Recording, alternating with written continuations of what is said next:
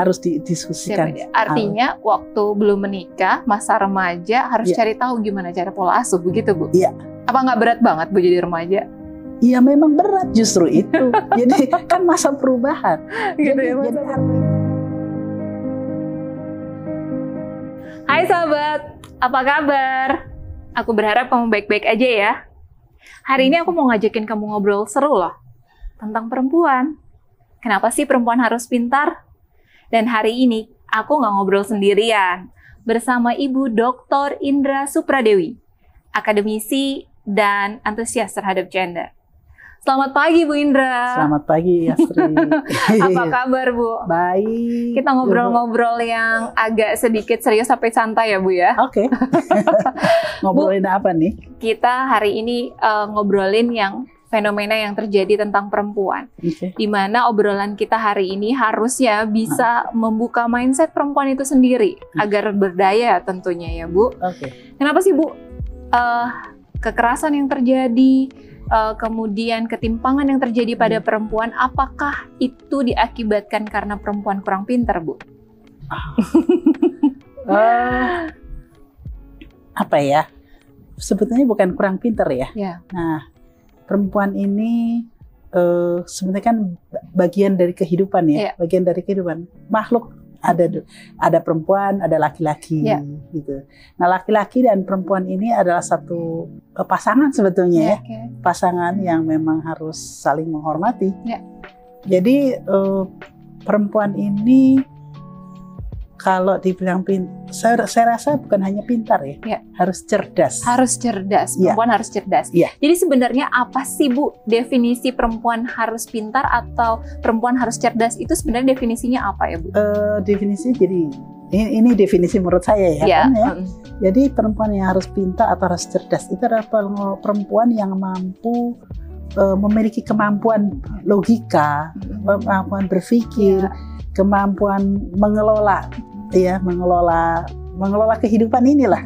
Jadi bagaimana cara hidup, bagaimana cara bergaul, bagaimana ya kalau misalnya perempuan ini kan akan punya kecenderungan punya anak ya. Iya betul. Ya karena punya rahim. Jadi ya artinya perempuan ini harus pintar karena dia harus menjaga dirinya sendiri dan juga harus menjaga anak yang akan dilahirkan. Jadi. Apakah ini juga berarti bahwa perempuan harus sekolah setinggi-tingginya, Bu? Kalau soal sekolah, itu sebenarnya kesempatan ya. Nah, sebenarnya kesempatan, tapi sebenarnya juga pembagian peran juga ya antara laki-laki dan perempuan ya. Jadi bagaimana memikul tanggung jawab bersama. Jadi kalau misalnya sekolah itu memang penting. Sekolah setinggi-tingginya memang penting karena memang untuk mengembangkan pengetahuan. Tapi kalau misalnya belum ada kesempatan, nah itu kan mesti diatur ya. Betul. Tapi yang penting adalah ya itu tadi saya pikir kayaknya harus cerdas ya. Cerdas. Artinya untuk mendapatkan kecerdasan tidak perlu juga sekolah formal ya Bu ya? Oke, baik. Bu, apakah pintar yang dimaksud adalah sebenarnya pintar untuk menyaingi laki-laki Bu? Enggak juga. Oh, tidak juga. Jadi sebetulnya artinya gini, laki-laki dan perempuan itu hidup bersama ya, sebagai ibarat kanan dan kiri. Betul. Jadi artinya supaya seimbang sih. Jadi ada keseimbangan kan. Jadi misalnya fungsi tangan kanan, fungsi tangan kiri kan harus seimbang ya. Kaki kanan dan kaki kiri mempunyai fungsi yang seimbang. Jadi artinya ya supaya misalnya laki-laki ngobrol dengan perempuan yang nggak bisa mengungkapkan. Kan jadi timpang ya. Betul. Nah gitu. Jadi artinya bukan untuk menyaingi, tapi untuk membuat keseimbangan sebenarnya. Iya, tapi pada realitanya Bu, perempuan seringkali dijadikan warga kelas 2. Menurut Ibu seperti apa? Nah itu sebenarnya anggapan. Anggapan. Anggapan. Jadi apa ya, membuat kalau saya bilang membuat subordinasi ya anggapan di masyarakat. Jadi menganggap perempuan itu lebih rendah daripada ekstrimnya ya daripada orang lain gitu. Jadi ya dari laki-laki. Jadi sebetulnya kalau misalnya lebih rendah kan nanti timpang jadinya. Jadi ya harus ya seimbang. Jadi sekali lagi memang perempuan pintar itu bukan untuk bersaing dengan laki-laki, tapi untuk hidup ini seimbang. Hidup ini seimbang. Iya. Baik Bu, sebenarnya kalau perempuan nggak pintar-pintar banget, akhirnya nggak cerdas-cerdas juga, apa yang akan terjadi Bu pada perempuan? Bisa bayangkan ya, misalnya dalam kehidupan kita ngobrol nih kita sama ngobrol ya. Terus misalnya saya diam aja, terus saya nggak bisa ngobrol, apa yang terjadi? Terus ngobrol sendirian, nggak nyambung. Sama dengan laki-laki dan perempuan. Misalnya dalam sebuah keluarga, perkawinan atau mungkin suami istri misalnya gitu. Terus suaminya banyak ngomong, terus istrinya diam aja. Atau mungkin istrinya banyak ngomong, kemudian suaminya diam aja, kan juga timpang. Betul. Jadi misalnya juga misalnya mau ngambil keputusan, mau harus berpikir, kan diskusi. Terus yang diajak diskusi nggak nyambung. Betul. Jadi ya. Bagaimana kalau Ibu melihat kekurang cerdasan ini akhirnya berakibat pada, ada nggak sih Bu akibatnya kepada kesehatan reproduksi perempuan itu sendiri? Sangat ada. Sangat ada. Ada. Ya. Terutama ketika perempuan tidak mampu mengambil keputusan atas dirinya sendiri. Misalnya ya, dia harus memilih kapan saya harus menikah misalnya. Kapan saya harus menikah? Usia berapa? Jadi banyak nih itu yang terjadi ya,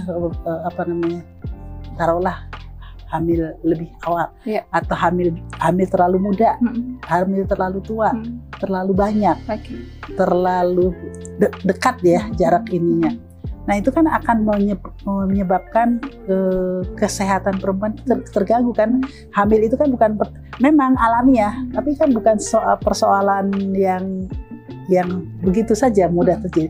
Ada komplikasi, ada efek samping yang misalnya yang tadinya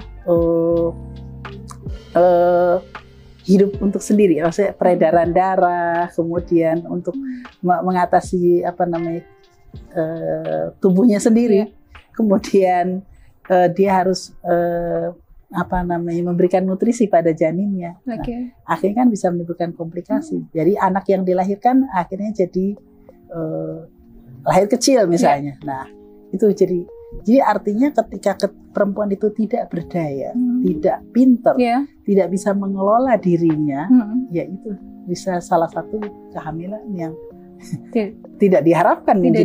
Ya, tapi dalam situasi sulit Bu, misalnya bukan berarti perempuan tidak pintar atau tidak cerdas, dia dalam dirinya punya pilihan sendiri. Namun pada kenyataannya realita menyebutkan bahwa dia dilema untuk mengambil keputusannya sendiri.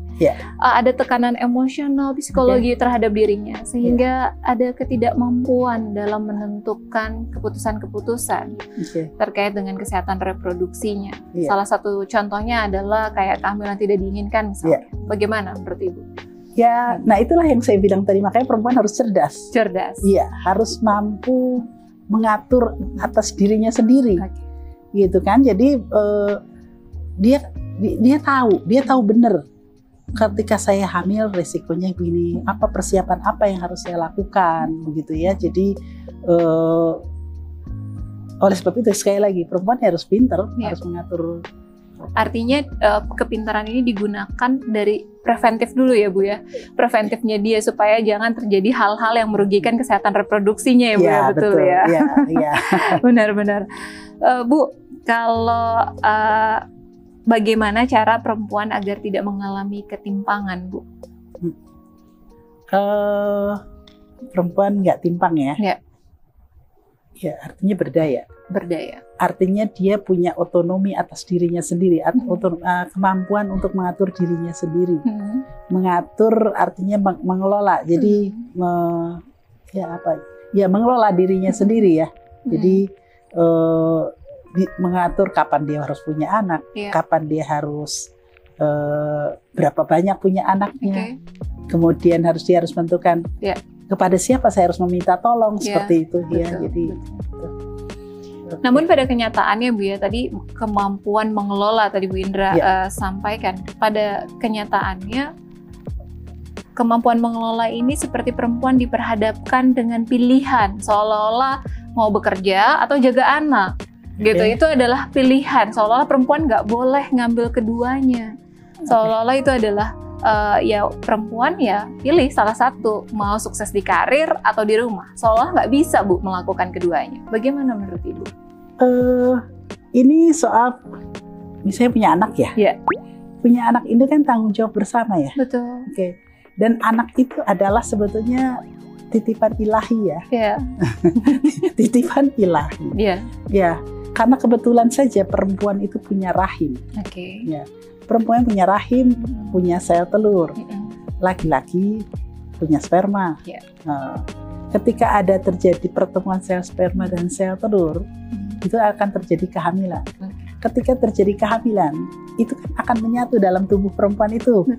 Nah, akhirnya kan perempuan itu punya anak.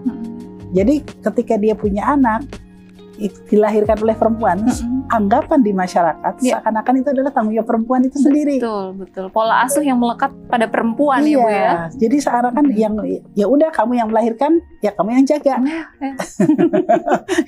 Tapi kan nggak begitu. Itu harusnya tanggung jawab bersama. Makanya ketika seorang laki-laki dan perempuan menentukan dia harus menikah, itu betul-betul harus punya persiapan yang ya matang. Berarti artinya itu harus didiskusikan ya Bu ya sebelum menikah, begitu ya Bu? Betul sekali. Jadi artinya nih yang salah, bukan salah konsep, apa bilangnya salah konsep.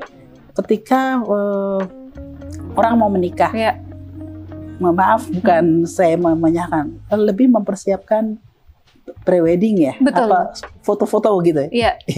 Tapi bukan mempersiapkan bagaimana mengatur rumah tangga, bagaimana saya harus berketurunan, kemudian apa problem-problemnya, bagaimana misalnya sumber-sumber finansial termasuk itu sumber finansial itu sumber-sumber yang kadang-kadang suka menjadi perdebatan. Gitu. Jadi ya gimana ya? Jadi ya memang ketika seorang laki-laki dan perempuan untuk memutuskan untuk menikah, kemudian memutuskan untuk punya anak, itu harus perlu persiapan. Berarti artinya topik-topik seperti itu udah clear di awal ya Bu ya, sebelum menentukan menikah, begitu ya Bu ya? Betul banget ya. Masalahnya Bu, yang terjadi di masyarakat banyaknya di mana nih gedungnya buat nikah, di berapa undangannya gitu, tanpa membicarakan topik-topik ini. Yang akhirnya pada saat masuk ke dalam pernikahan itu sendiri kaget ya Bu ya, akhirnya mengalami depresi atau jadinya nggak siap ya Bu ya. Bagaimana menurut Ibu? Apakah peran keluarga dan peran suami di situ juga menentukan Bu? Sangat menentukan sekali. Ya, jadi sebenarnya kita ini ketika berkeluarga itu mungkin belajar ya, nggak ada sekolah keluarga kayaknya. Kayaknya kita belajar dari orang tua kita terdahulu. Tapi sebetulnya mungkin orang tua kita terdahulu ngajarin kita sih udah bener. Cuma kan kesini kan perkembangan zaman, akhirnya anak menentukan, saya bisa menentukan diri saya sendiri. Betul. Ya, ketika saya bisa menentukan diri sendiri, mungkin ya sesuai dengan keadaan, tapi ya tadi akhirnya berbeda ini ya. Jadi nggak sesuai dengan nilai-nilai yang apa untuk berkeluarga. Gitu. Bu, kenapa jadi perempuan itu hadir dengan multi peran dan banyak tuntutan kepada dirinya, Bu? Multi peran karena itu tadi. Karena tadi perempuan itu melahirkan anak, ya kan, melahirkan anak. Jadi seakan-akan ditempatkan tanggung jawab itu pada perempuan. Ya.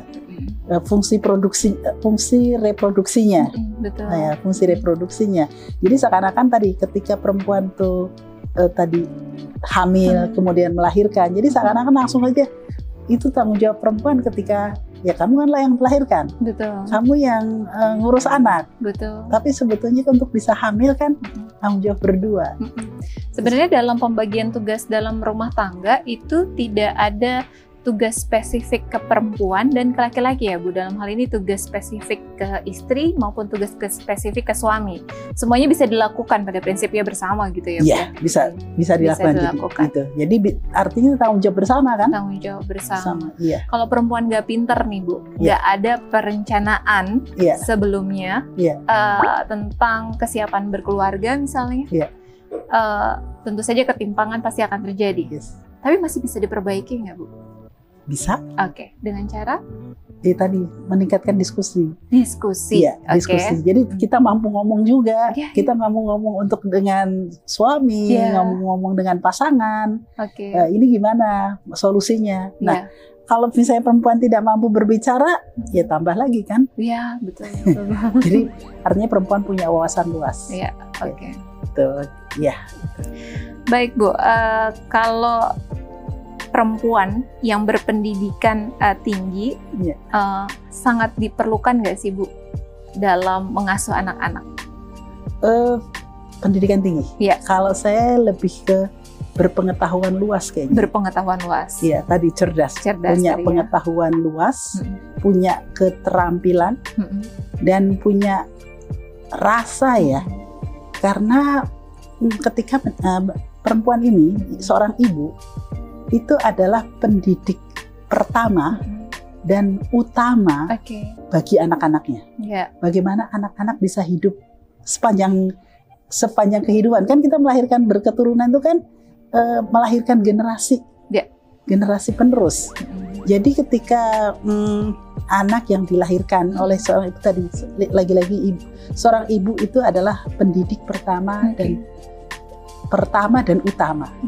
Bagaimana kita mengajarkan kepada anak-anak cara hidup, bagaimana anak-anak mau tahu cara hidup yang betul, bagaimana anak bisa tahu tentang, contohnya ya bagaimana cara berjalan, bagaimana cara makan supaya nggak kesedap, gitu. Itu keterampilan waktu baru anak-anak misalnya. Terus setelah agak besar, bagaimana dia harus menjadi seseorang gitu ya, menjadi seseorang. Terus setelah itu dewasa, bagaimana seorang manusia itu bisa hidup bersama dengan orang lain. Nah itu kan perlu belajar. Betul. Nah di mana sih ibu lah yang akan mengajarkan. Tadi Ibu sampaikan bahwa ibulah yang mengajarkan. Iya. Tapi seyogyanya untuk menjadi seorang ibu yang bisa mengajarkan, itu apakah sama dengan bahwa itu harus dipersiapkan sebelum menikah, Bu? Betul. Betul ya, Bu? Ya, harus didiskusikan. Artinya waktu belum menikah, masa remaja harus cari tahu gimana cara pola asuh, begitu Bu? Iya. Apa nggak berat banget Bu jadi remaja? Iya memang berat justru itu. Jadi kan masa perubahan. Jadi artinya jadi remaja itu bisa memanfaatkan waktu yang sebaik-baiknya. Ya memang makanya ada masa remaja ya. Itu adalah masa pubertas, masa transisi, masa transisi menjadi dewasa. Iya betul. Jadi bahwa hidup ini punya tanggung jawab loh. Betul. Hidup ini bukan sekedar ini, kita hidup ini adalah menjalankan amanah ya. Menjalankan amanah. Iya, menjalankan amanah. Iya, ada tanggung jawab di situ ya Bu. Iya. Jadi kalau mau masuk ke jenjang pernikahan ada tanggung jawab di situ dan konsekuensinya harus belajar. Begitu ya Bu ya. Betul. Oke Bu, kira-kira aus nggak Bu? Kita ke dapur ya Bu. Sambil minum. Boleh.